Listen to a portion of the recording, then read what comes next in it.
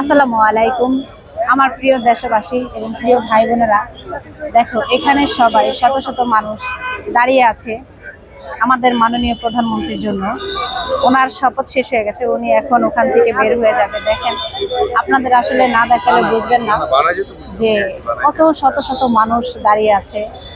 তো আমরাও দাঁড়িয়ে আছি। দেখেন, এই হচ্ছে সংসদ ভবনের রাজপথ, এখান দিয়েই সে আসবে। তো আমরা এই অপেক্ষায় সবাই দাঁড়িয়ে আছি।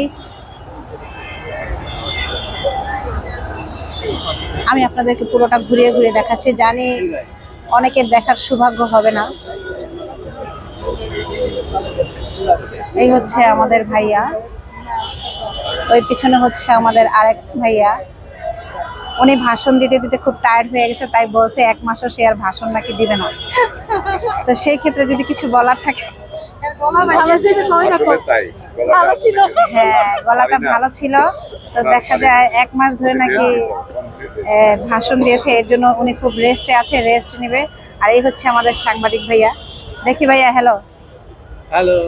আরে বাবা, ভয় পাইছেন না? ভয় পাইছি মানে তার ভিডিও হয় এইজন্য সে ভয় পাইছে। এই হচ্ছে আমাদের আপু, আমাদের কিউট আপু। আপু, আপনার পরিচয়টা বলেন। আমার এখানেই দেওয়া আছে।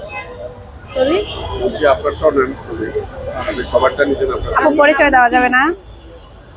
আপুর পরিচয় দেওয়া যাবে না, নামটা বলতে হবে। সিলভি আমার নাম। সিলভি, আপুর নাম হচ্ছে সিলভি। আপু মিডিয়ারে কাজ করে, খুব ভালো এবং খুব কিউট একটা আপু।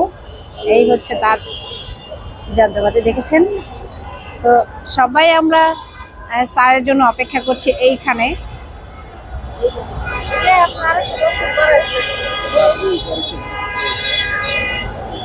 বুঝছেন, এইখানে সবাই খুব মোবাইল নিয়ে ব্যস্ত আছে।